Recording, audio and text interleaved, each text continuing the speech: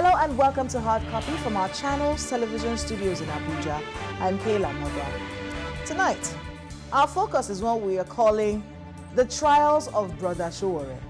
Omoyele Sowore has been described as many things, from a moral compass of society to an absolute nuisance. One report says he's been arrested more than 13 times. Just this year, I'd spoken with him on our sister program Sunrise Daily, only for him to be arrested the very next day.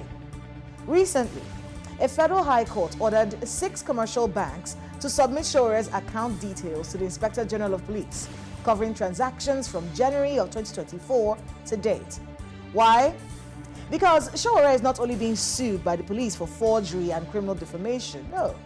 He's also under investigation for terrorism financing, money laundering, and fraudulent activities. His incessant incarcerations have been condemned across the board. The Nigeria Labour Congress describes them as, quote, a dangerous slide towards authoritarianism. Amnesty International calls the terrorism financing probe, quote, baseless and politically motivated. So the questions tonight are, who wants Brother Sowore silenced? Is he deserving of these trials or simply paying the price for unfiltered activism? Nigeria guarantees freedom of speech, but is the freedom after speech really guaranteed? Has he stepped on too many toes? And what about his political future, his party, the African Action Congress, with its ideals of Pan-Africanism, anti-imperialism, and anti-capitalism? How is it faring? Will he run again in 2027? All these and more tonight on Hard Copy with politician, activist, citizen reporter, lecturer, and pro-democracy campaigner, Omoyele Sowore.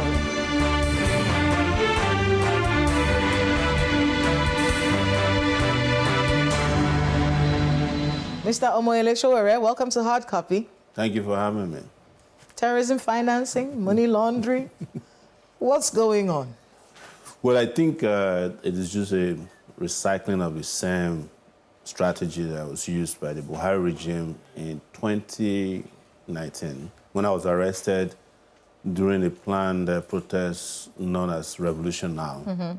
I was equally accused of terrorism financing. That was, in fact, what the Buhari regime used in getting a 45-day detention order against me from Justice Taiwo of the Federal High Court, now retired. And they also accused me of money laundering, and also accused me of cybercrime. In fact, that was the first time I was accused of cybercrime or cyberbullying. They claim I was cyberbullying the president.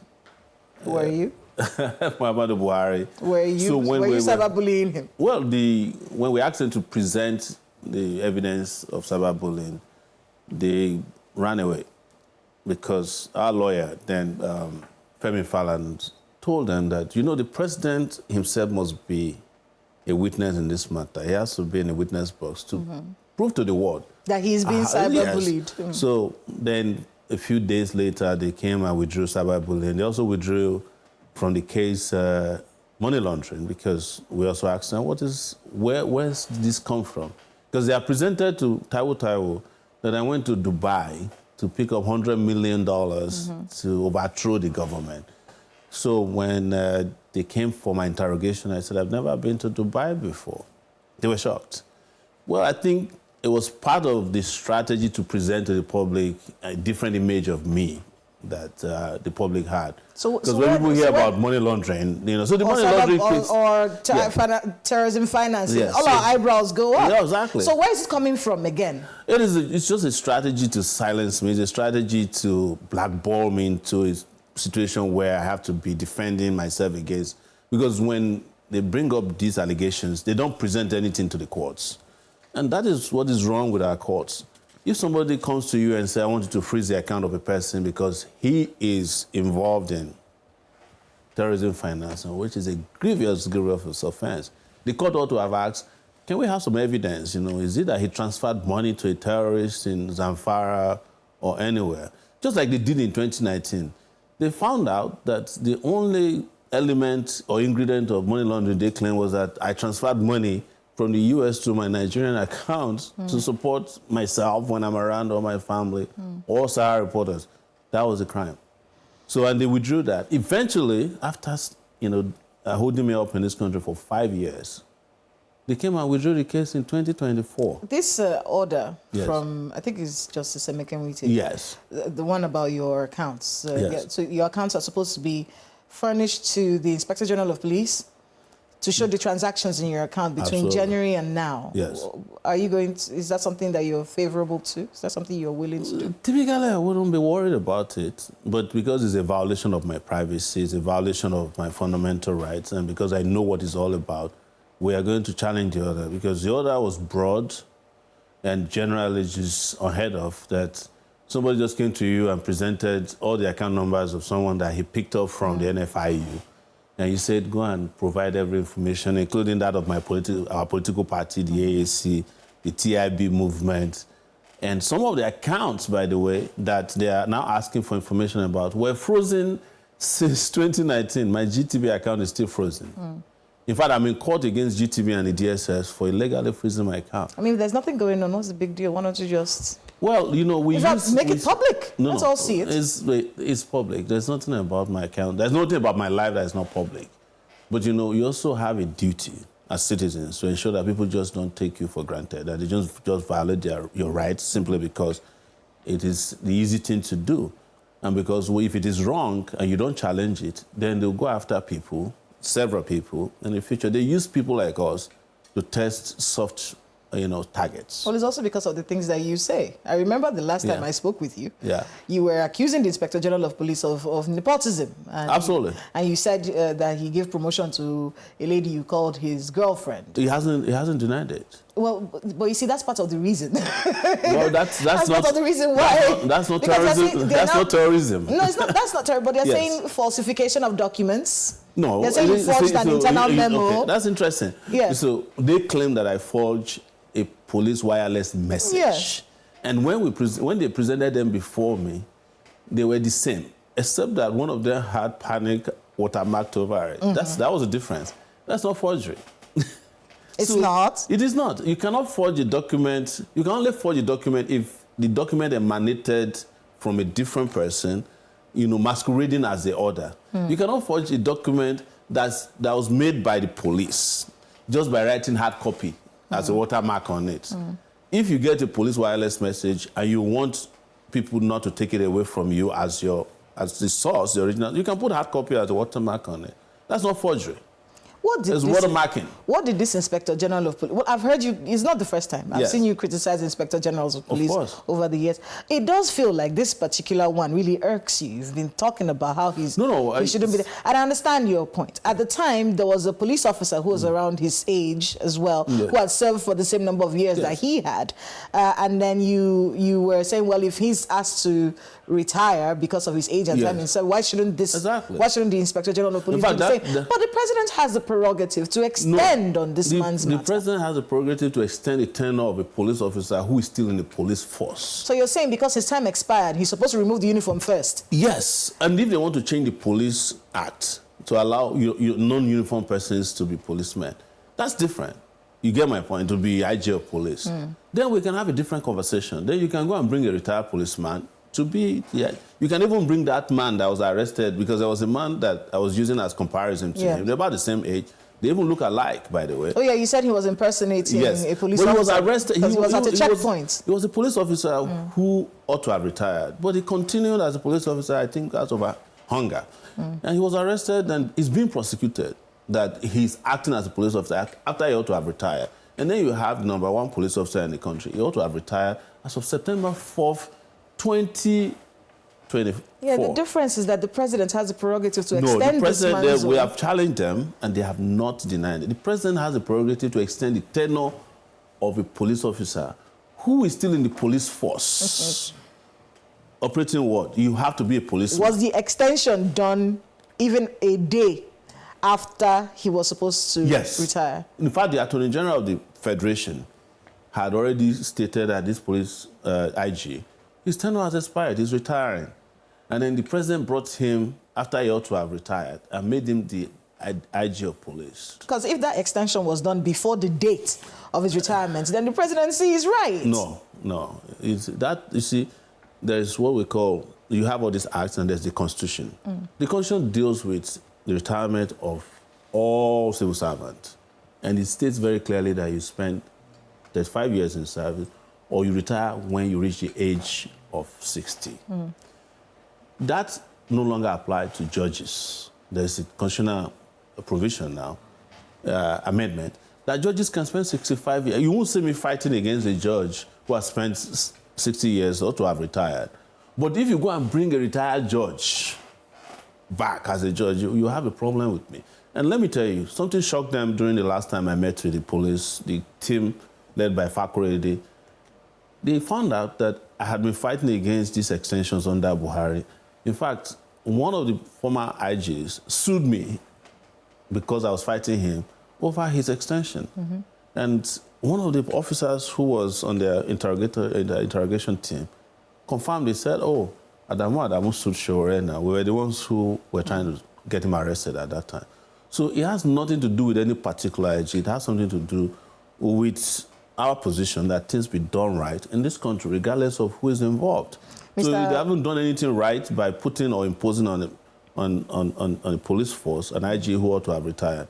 You're doing something wrong. I would not let that happen. Mr. Muyiwa Adejobi has been transferred, promoted and transferred. Oh, that is, I wish him luck, you know, and my position is that as a palace jester, which I refer to him, there are enough palaces in Delta State where he's been transferred. He's Kabiesi. He is not the palace jester. He's the king. I don't know where he's king of, but, you know, I'm just, for me, I don't think people like Muyiwa should be in the police force. That's my personal opinion, you know. He's not cut out for policing at all. And that's part of the struggle we have to fight in this country, to have the right people in the right places do what is right by our people. You know, I have a question about activism in general. Yeah. And I'm trying to put this the right way. There are many people who believe that activism in Nigeria has become a hustle. Yeah. You scream until someone notices you, then the moment they say, oh, come into the government and get it, help us fix it. Yeah. You don't hear from them anymore. Yeah. The question about you and your activism is this about the Nigerian people, or are you boosting your profile? Some people think that it's all about you boosting your profile. You know, people can have different opinions about people who are activists. And there are different genres of activists, just as you may have different genres of music. I myself do worry about some people who call themselves activists. I have a pet peeve, for instance. If I see you and you say you're an activist and you have a business card, I run away from you. You know, or I see a young person in Abuja who calls himself an ambassador. I already know where they belong. But my own position is that, you know, I did not set out by calling myself an activist. You know, I was doing things that made people refer to me as an activist because I'm active about things that matter to a lot of people. And if you want to pretend to be an activist, I don't think you can do it for 35 years. Have you ever been offered the opportunity to change things from the inside? Because that's one of the questions we have about activism in this country. It's easy to scream when you're on the outside. Yeah. Have you ever been told, oh, come join the government, see how you can help us fix whatever these problems are? Has that ever happened with you? You know, when you're an activist, now I'm referring to the type that I practice, you also have code of conduct. And one of it is not to be found in the company of people who want to bury you in internal burial grounds of come and join us. So if you're ideologically grounded, if you have foresight, if you're clairvoyant, you can tell, for instance, if someone comes to you and says, oh, come and join us, you already know by way of the people who are in the come and join us group where it's going to end. So you don't even entertain it at all. But have I been approached many times? I've been approached by, you know, different governments. I was approached under the military. I was approached, you know, under civilian regimes. I was approached when I traveled to the U.S. to come back and work. Has the Tinubu administration approached you? I do not make myself... I think we've reached a point where people no longer approach me, considering that they know I'm not in this business of being approached to do what they want. So most times they don't even try it anymore because they know where I stand. All right, we do have to go on a break. Yes. When we come back from that break, we'll be talking about your political party, your political ambitions, how your political party is going to be faring in today's political space, among other issues. So please, stay with us on Hard Copy. We will be right back. Welcome back to Hard Copy on Channels Television. If you just tuned in, Mr. Sowore joins us today. And we're looking at a plethora of issues. I want to start off with your political party in this second part, the AAC. The African Action Congress. Are you going to run in 2027? You know, it's the decision of the party to fit candidates. So you're going to do primaries and yes. keep it open? So, yeah, it's open to anybody who's a member of the AAC. But you would want to? I will leave it to the party to take that decision. If they gave you the ticket? They don't give people tickets. You have to apply. Well, if you apply and you get it. So we're not there yet. That's the point I'm trying to make. Is like I have so many things to do now on a daily basis, of which, you know, announcing that I'm running for presidency is not the most important at this point. If you did, would you be able to stand up against the ADC, the APC, and the PDP, and the NMPP? These are people who are politicking already, you know, strangely. You didn't add the NNPC and the CPA. They are all political parties, too. Would you be able to stand up against all of these coalitions? I stood up against them twice already. And it would interest you that I am one of the few political presidential candidates that has survived since 2019. All the young people we ran together in 2019 and those not too young to run era and hysteria, they've all gone. And I'm not in any way trying to make it look like they failed, but it is not easy to stand up against a system, the kind of behemoth, political behemoth with a lot of money, the ability to wrought violence, to suppress people. And some of the things you see them doing to me now is in preparation for that period in the future. Well, you think they think you're going to be a threat? You're going to divide the votes? Or they understand. What could you possibly do to them? No, they understand that the moment Nigerian people get the consciousness that it's going to be an epiphany, almost, that they will not be able to withstand the hailstorm that will come. In 2027? I'm telling you. They understand You don't think Tinubu would win 2027? It's not about Tinubu winning 2027. It's the Nigerian people deciding that enough is enough of this kind of politics the Tinubus of this world play. Yes. Yeah, the politics that has impoverished them over the years, the ones that have turned them into just a pot of jokes and research materials in high institutions across the world, you know, for poverty. What do you make of the courting of Peter Obi? At least that's the update that we have, is that they're asking Peter Obi to come back to the People's Democratic Party. You know, sometimes you don't know what to believe. You know, it is kind of counterintuitive that the PDP wants Peter Obi to come back, and the same PDP has Wike as their controller general. You know, I call him the controller general of the PDP because he's the one who determines what the party does. So, and you also would like to ask Peter Obi, how many parties can you belong to in 1 year? So, but I know it doesn't matter to any one of them. What I'm saying is, that's their own business, not mine. You don't care about the politics? I don't care about any of these guys who have been governors before, president, vice president, anybody who participated in putting Nigeria where it is today. I have no respect for them. There's a school of thought, and I understand where you're coming from, because that is also a school of thought. We want something new. If we're going to change it, bring new people, new, fresh ideas. But our system is a little complicated. We need people who have been tested in it, failed in it maybe, and learned lessons from it. That's the excuse for when you see recycled politicians. So many people believe, look, I don't want some greenhorn coming in here, doesn't know where to put his pen, doesn't know what to sign with, talk of how to handle policy and things like that. You know, if someone has been here before, probably learned lessons and be able to navigate better. You know, all of that is just, you know, political talk that is meant to confuse people. The reason I say so is that every person who's ever been president or governor before started from somewhere. Most of them started as governor first. You mentioned Peter Obi. His first political position was the governor of a state. Nobody said, oh, why don't you go from the local government? In fact, the person their party presented in Lagos, which is the 6th largest economy in the world, was a greenhorn. But nobody said, oh, you know, because this guy has never been a local government chairman before, he's never even been a class captain, nobody should vote for him. But when it comes to when they want to make very bogus political statements, which is born out of dishonesty and hypocrisy, you'll be hearing, oh, maybe if we need somebody, the people who are old, who had experience, they're the ones who put you where you are today.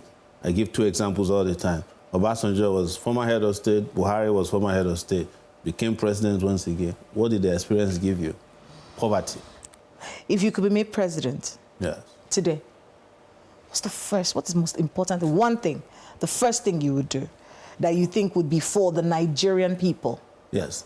If I'm president today, the first thing I would go to work to do is to fix electricity. That would be my power sector, not security. No, security is as a result of our inability to handle the power sector. Because if you look at security, most of the insecurity comes from unemployment anyways. If you handle the power sector, a lot of people will go back to work. We'll be able to compete even internationally because the cost of production will be less. Now, it takes China less money to produce this than it would to produce it in Nigeria. If this was produced in Kaduna, by the time it gets to China would have brought their own by air. So, because the cost of production is cheaper. They have electricity, they have the labor force, and they have a system that is in order. So you fix the power sector? That's going to be my first goal. One is to expand. I don't want to give you what they call expo because I don't want these people to steal my ideas. But, it's to expand how we generate power, first and foremost. Right now we're largely still dependent on hydro, which is good and safe. We also do gas turbines and all that, but with the insecurity in Niger Delta, that's not the way it should be. But we don't have an energy policy yet on solar that is democratic, in my view. And a lot of people don't know this. Even for you to have a solar powered town or city, you still must commit to a long-term process with the company that's providing it, such that you cannot take public electricity if you are signed up with them. This ought not to be. And we need to break up the behemoth they call NEPA, whatever it is called, so you can have regional electrical sources. If I'm president of Nigeria... Regional electrical sources? Yes. Generates from your region? Yes. If I'm president of Nigeria, anybody will have a right to generate electricity. It will be a retail, the same way they sell recharge card. You can generate in your house. Yes, and you can then sell into the regional block. Yes. You can put as much or as many solar panels on your roof, and if you have excess electricity, I'll tell you how to sell it. You said you didn't want to help them. You just did. Yeah. But I don't have to worry about them because I know they have no capacity to process what I just said. Let's see. People say you're arrogant. Well, some people say that you act like you know more about this country. You're the most patriotic person in this country. They say this man is too arrogant. Maybe he needs to learn to wash his hands and people say eat you are nicely. Arrogant because they cannot step over you. Anybody, you see, there's no one my age, my exposure. Not only did I participate in all the developments that brought about democracy to this country, I traveled extensively. I went to school. I have operated on a global scale. I started a company with a laptop that became a global company. How can you accuse such a person of arrogance? You should at least appreciate the fact that this guy is not foolish. Are you getting my... If I was a white guy, and I set up Sowore Report, they'd be worshiping me the same way they worship the guy who started Facebook. If I wrote my book because we have to admit here, we have a problem of complex, particularly inferiority complex, which is psychological. An average black man, first and foremost, then you come to Nigeria, it's even worse, feels that you must genuflect on the altars of authority. You have to prostrate for the traditional ruler, the pastor, your father, your mother, and these things have no thing to do with progress. It has something to do with just things that have been hard-coded into our mentality that we are not as good as we should be. So if a white man comes and he holds the crown of an Oba, black man has no problem with it. But if a Sowore goes to a palace and tells the Oba, I don't have to prostrate for you, oh, he's arrogant. If a Sowore stands up to the president and says to him, you don't know what you are doing, oh, he's arrogant. But if the president decides to step on everybody's head, or harvest it and use it to do his rug, oh, he's the president. So it's a function of where you are mentally. As we wrap that up. confidence not to allow people to stand on your back because you are not bending it. That's what they call arrogance. As we wrap up. Yes. Do you get tired? Constant state of war. How many times have you been arrested now? That report said 13. Is it true? I've been arrested more than 13 More than 13 times. Of course. Constant state of war. Yeah. So, you know what Chino Achebe said about that bird? I don't remember the name of the bird. I think it was Things Fall Apart, who said to the hunter, as long as you can shoot without missing, I'll fly without perching. Without perching. That's it. It's about our life. You know. What's the end game for you? Well, you know, you make it sound like the end game hasn't ended yet. Because you're still yeah, going. because every game has also a gestation period. Yeah. So sometimes the end game is to end immediate oppression, long-term, short-term, immediate-term oppression. So we are on every one of it contributes to the long-term liberation struggle, which is to have a country that we can call our own and that we can be proud of. So, but a lot of victories along the way, a lot of bruises, you know. What's the biggest success you've had in your activism? That I'm still alive. In spite of all that has been thrown at me. You know, Well, I meant in sense of policy. Has there been policy changes as a result of your activism? There have been policy, you know, just a month ago that we did a police protest. Over 30,000 policemen who had not been promoted for 30 years were promoted. Even the retired policemen were fighting for, they went back home and they had added 5,000 naira to their pension. It's nothing. You know, everything is changing as you are expanding also the territory of fighting against oppression, you know, which is called resistance. Well, we'll be watching to see how things unfold with you. I know you're going to be in court soon. I just came from court to this place. And you're going back. Just trying to get my passport, and I'll be back again on the 15th of this month. Well, good luck with all of the things that you have ahead of you. We'll be praying for you. Yes, they threw everything at me, including the kitchen sink. But I already left the kitchen. Thank you so much. Thank you, Mr. Sowore, for being with us on Hard Copy. Good luck with all the things you have ahead of you. Thank you. That's Hard Copy this week. I'm Kayla Magwa. Good night.